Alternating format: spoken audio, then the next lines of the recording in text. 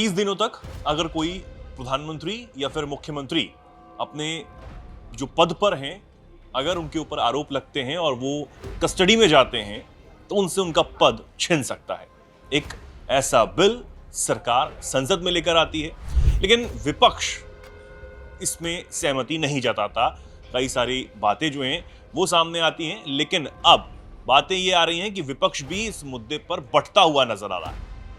क्या कुछ विपक्ष में खलबली है इसे लेकर? इसे समझने के लिए मेरे साथ रजत, मेरे सहयोगी मौजूद हैं। रजत, क्या कुछ चल रहा है इस बिल को लेकर, क्योंकि बहुत चर्चा आम लोगों में भी है इस बिल को लेकर? और आम लोगों में चर्चा तो है ही, और खासकर भारतीय जनता पार्टी में प्रधानमंत्री नरेंद्र मोदी खुद हो बिहार गए, उन्होंने मंच से बातें कही, और अमित शाह ने आज इंटरव्यू दिया एएनआई में, उस पर भी उन्होंने खुलकर बातें कही। अब विपक्ष क्यों बढ़ता दिख रहा है, ये बड़ी बात है। दरअसल जैसे ही सदन में इस बिल को अमित शाह द्वारा पेश किया जाता है, उसके थोड़े ही समय बाद ये सिफारिश कर दी जाती है कि हम इस बिल को जेपीसी में भेजेंगे, क्योंकि जब ये बिल पेश किया जाता है तो उस समय मानसून सत्र लगभग अपने अंतिम पड़ाव पर होता है। तो ऐसे में निश्चित तौर पर इस बिल पर इस सत्र में चर्चा करना तो मुनासिब नहीं था और समय ही नहीं था। तो ऐसे में सरकार ने एक रणनीति रखी, क्योंकि विपक्ष इस पर अड़ता दिख रहा था, तो सरकार ने सोचा इसे जेपीसी के पास भेज देंगे और शीत सत्र से पहले जेपीसी की रिपोर्ट आ जाएगी, और उसके बाद हम इसे, जब शीत सत्र की शुरुआत होगी तो इस दरमियान हम इस पे बहस करके चर्चा करके इसे पास करा ले जाएंगे। लेकिन अब इसी जेपीसी को लेकर के विपक्ष में कहीं न कहीं टकराव देखने को मिल रहा है और विपक्ष बढ़ता हुआ दिखाई दे रहा है। पहले कांग्रेस को लेकर भी ये स्थिति थी कि क्या कांग्रेस जेपीसी में जाएगी या नहीं, क्योंकि ये आरोप लगाए गए कि जेपीसी में अपोजिशन के कम मेंबर होंगे और सत्ता पक्ष के ज्यादा होंगे। हालांकि ये लोगों को पता है, जिसकी संख्या ज्यादा होती है उसके मेंबर ज्यादा होते हैं। हमने वक्फ के मसले में भी ये देखा। तो संख्या के हिसाब से ही जेपीसी बनती है, सत्ता पक्ष की संख्या ज्यादा होती है, उसके बाद जैसे जैसे पार्टियों की संख्या और सदस्यता कम होती जाती है उसी हिसाब से वो संख्या होती है।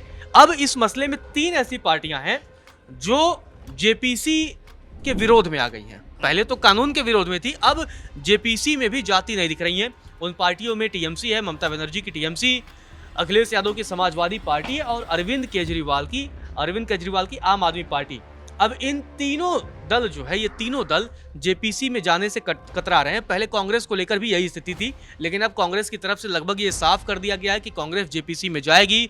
वो अपने सदस्यों के नाम जेपीसी समिति में शामिल करने के लिए सिफारिश भी करेगी, अपनी तरफ से मेंबरों को अलॉट करेगी। लेकिन अब इस तरीके में आप देखेंगे कि विपक्ष कहीं ना कहीं बढ़ता दिख रहा है।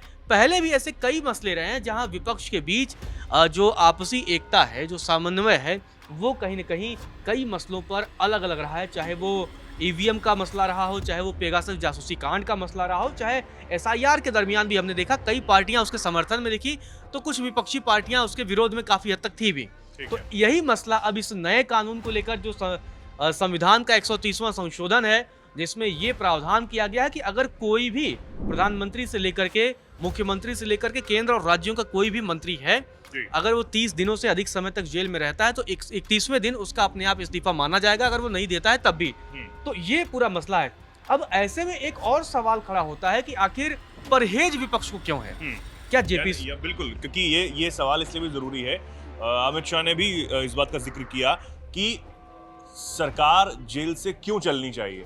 आम आदमी पार्टी के मुखिया अरविंद केजरीवाल जब जेल गए मुख्यमंत्री रहते हुए, तो उन्होंने इस बात को कहा, उनकी पार्टी ने पुरजोर तरीके से इस बात को कहा कि सरकार जो है वो जेल से चलाएंगे।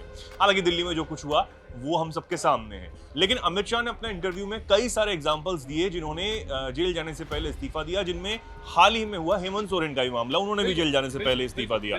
तो ये क्यों कतरा रहे हैं, ये भी बहुत थोड़ा। हाँ, ये एक्चुअली जो अभी तक टीएमसी, सपा और आम आदमी पार्टी की तरफ से जो आरोप लगाया जा रहा है, उनका ये कहना है कि सरकार इस बिल के जरिए, जब ये बिल कानून बन जाएगा तो उसके जरिए देश में जो भी अपोजिशन पार्टियां हैं उनकी सरकारों को अस्थिर करने के लिए उन पर किसी तरीके से दबाव डाला जाएगा, उन्हें कम से कम 30 दिनों के अंदर 30 दिनों के लिए गिरफ्तार करा दिया जाएगा और फिर उनका इस्तीफा करा लिया जाएगा और सरकार को अस्थिर करने की कोशिश होगी। हालांकि इस पर अमित शाह का एक जवाब ये भी आया कि ठीक है, अगर आप बरी हो जाते हैं, अगले दिन जेल से छूटते हैं, तो आप फिर से जो है आप शपथ ले सकते हैं। वो अलग मसला है, उसमें राजनीतिक हम नहीं जाते हैं। लेकिन एक इम्पॉर्टेंट बात यह है कि इन पार्टियों की तरफ से, खासकर टीएमसी के एक सांसद हैं, डेरेक ओब्रायन नाम है, उनकी तरफ से एक बयान आता है और कहते हैं ये जो बिल है वो नौटंकी है और इसे वो सुपर इमरजेंसी करार देते हैं। उनका कहना है कि एनडीए अपने बहुमत होने की वजह से जेपीसी की कार्यवाही में पक्षपातपूर्ण रवैया अपनाएगी।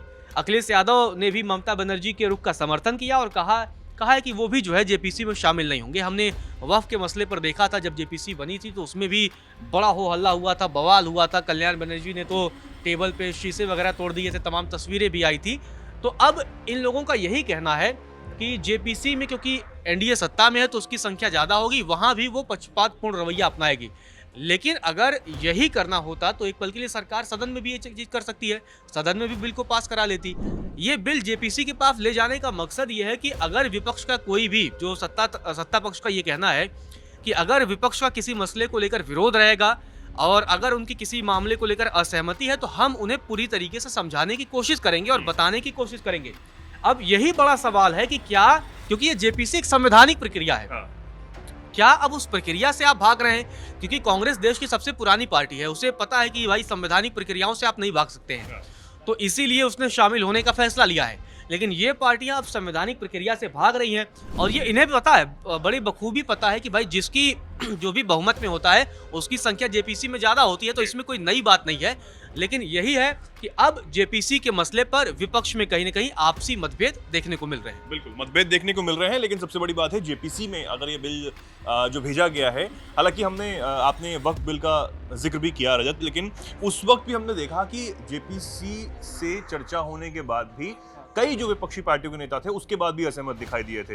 इनमें बहुत सारे नाम है, ओवैसी भी एक बड़ा नाम है जो असहमत दिखाई बनर्जी थे, सब थे, सारे लोग ठीक। असहमत होना अलग बात है क्योंकि कुछ राजनीतिक मुद्दे भी होते हैं। जेपीसी में बाद में वोटिंग होगी, जेपीसी के जरिए जब बिल पास होता है फिर वो उस पूरे जो भी जेपीसी में चर्चा हुआ रहता है उसको फिर हम सदन के पटल पे रखे हुए देखते हैं। सदन के पटल पे जब पूरा रिकॉर्ड रखा जाता है जेपीसी में क्या क्या चर्चा हुई, किससे क्या क्या पॉइंटर थे, उसके बाद फिर वो सदन की अपनी एक प्रक्रिया में आ जाती है। लेकिन राजनीति है, अब सबके अपने विरोध करने अपने अपने विचार होते हैं। हालांकि सरकार की तरफ से इसको लेकर तर्क जो हैं वो अपने तरीके से दिए जा रहे हैं, विपक्ष की जो कई पार्टियां हैं वो अपने तरीके से तर्क दे रही हैं। हालांकि रजत ने जो जानकारी दी कि कांग्रेस इस पर सहमत हो गई है कि वो जेपीसी में अपने मेंबर को भेजे, लेकिन समाजवादी पार्टी हो, टीएमसी हो और जो अन्य पार्टियां हैं वो इसको लेकर नहीं मान रही हैं। देखना होगा इस बिल को लेकर कैसा घमासान आने वाले दिनों में देखने को मिलता है। आपका इस बिल पर क्या कुछ कहना है, क्या आपकी राय है, कमेंट सेक्शन में अपनी राय को जरूर रखें। बहुत बहुत शुक्रिया आपका हमारे जुड़ने के लिए,